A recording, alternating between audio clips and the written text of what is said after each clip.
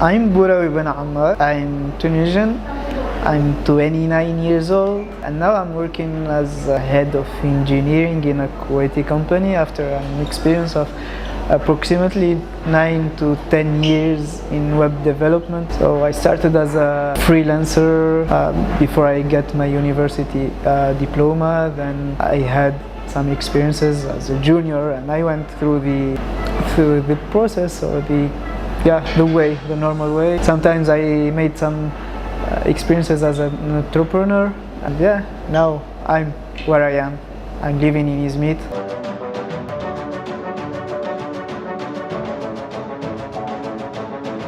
So my first remote experience was since my first years in my career. It was occasional when I was working as a web developer. When I was not feeling good, I used to ask to work remotely, and it was almost accepted.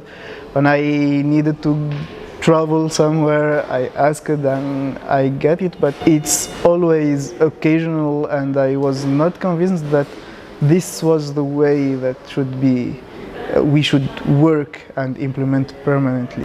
So I stayed like that, and then I started my own business, and I had no other option than working at home, because I started from zero, had no money to rent an office or anything, so I started working from home by necessity, and I still was convinced that whenever I'll make money, I'll start working from an office, and when I'll build a team, I'll work in office. But then came COVID-19, and it changed everything, because the setup that was implemented, actually I figured out that was the setup that the company was implementing, which was preventing us from feeling comfortable working remotely. Then when I came to Turkey and I started to look for jobs, I discovered that after COVID-19 people changed the way they manage their teams, and they started to implement the good practices of remote work, and I had the chance to work with very good companies that changed my mind, and now I'm feeling like I can't go back to work at an office or being forced to work in an office. For me now it's the way, or the new normal of working remote, actually. I start by the pros, and the most important and all pro is the freedom to move wherever you want, as long as you have internet. So this is the main motivation of people who are looking for remote jobs, and this is obvious why. That unlocks several things that were impossible before, like for example joining vacations to working days, and then keeping the main big holidays for real things, actually. So now you can move to a city and at the same time work in the day, then enjoy your life in the weekends and in the night. Everything, you can take the decision to live wherever you want, independently of the company or the headquarters of your company. That's the most important thing for me. And then we have another pros, which is very important for me, actually. It's even for everyone, is the access to a way bigger market than your city. So if you work on site, that means that you're limited to the companies that operate in the city you live in. But once you start working remotely, you have access to all the world. As long as you have internet, as long as you are in a reasonable time zone, you'll access a wide market. For example, for me, I worked for a French company, a German company, and now I'm working with a Kuwaiti company, and I'm living in Izmit. So that's amazing for me. This is for the pros. Then for the cons, actually I don't want to call them cons, because they are challenges that can be solved. And I believe that, given that, as I said at first, it's the new normal for a lot of people, I think that governments and companies will find solutions for those challenges. First one is boundaries. So that the mental boundaries we have in a usual or in the traditional way of working in office, you lose them when you work remotely. I mean, you don't have clear boundaries in space and time between your work and your personal life. If you don't manage this and you don't pay attention to this, you can find yourself working lately, you can find yourself playing at working time, you can feel like at the end of the day you did nothing really productive in your work, and this leads to a bad feeling of you are not satisfied with your work and you feel isolated and everything. So this takes us to the next part, which is the equipment, because once you are aware that you don't have the mental boundaries between your work and your personal life, you'll start to find a solution for that.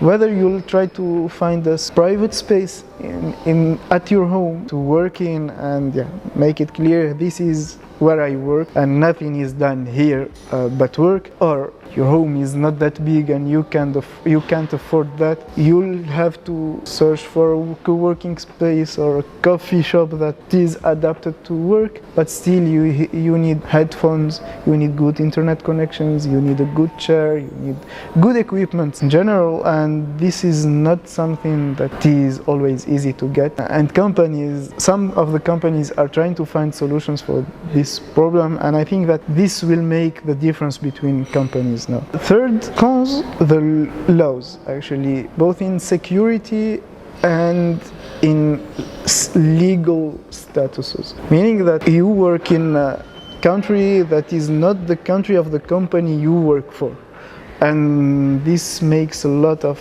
problems or issues you need to manage at your own, like your legal status in the country you're living in, and the security. Actually, if you work for a company that is not in your country, they can fire you and without having to care about any kind of asking from the company. So for the fourth concern, the last one for me, as a head of engineering, I'm always concerned about that specific part. When you work on site, actually you have some parts of team building you don't care about. They are automatic processes that are made intuitively or automatically. You don't even have to think about them. Now you have a team working from different parts in the world, and they never meet in real life, so you need to pay more attention and to take care of the team building aspect of your team and to make them feel like, okay, this is the company I work for, and to grow the ownership feeling in your team. This is as I said, those are not cons. I would like to call them challenges rather than cons, and I'm feeling like in the future companies will find solutions for these kind of problems, and government too, actually.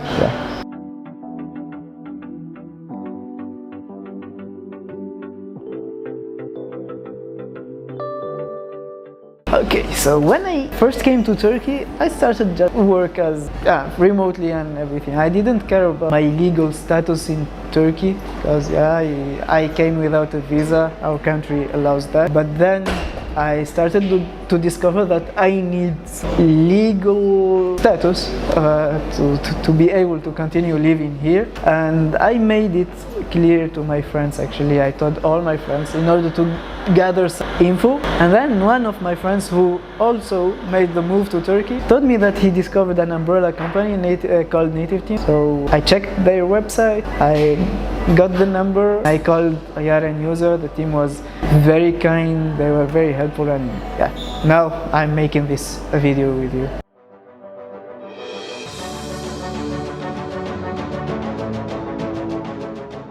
The most obvious thing is the legal status. As I was saying, it's the most important thing because I made the move to Turkey and I'm planning to live for a long time here. And I'm thinking if I come to spend 5 years in Turkey, then I don't want to lose those 5 years in my life. And this is the very most important thing. I want to have a legal status that allows me in the future to unlock a long-term staying in Turkey. That's the first and most important one. Then the payment solution, because sometimes I need to get paid from other countries, and native teams made a very adapted, a well-adapted solution to people that are looking for a legal transactional solution. Then this is a plus. I wasn't looking for that, but when I discovered that, it was very motivating to continue the process, which is the global aspect of native teams, meaning that native teams told me that if I want to get a visa to a country in which they operate, they'll help me do that, and that was something really good. Actually, still didn't ask for that or request this service, but it's good to have it.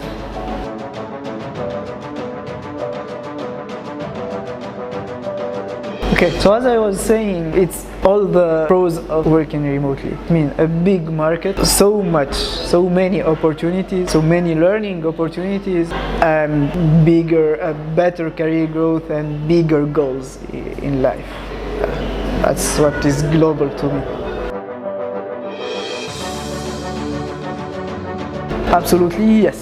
Yes, I believe so. Unless we come to a situation where internet was cancelled, I don't think that it will happen any soon. So yeah, I believe that this is the future. Okay, first thing I would recommend anyone to start anything, just start it.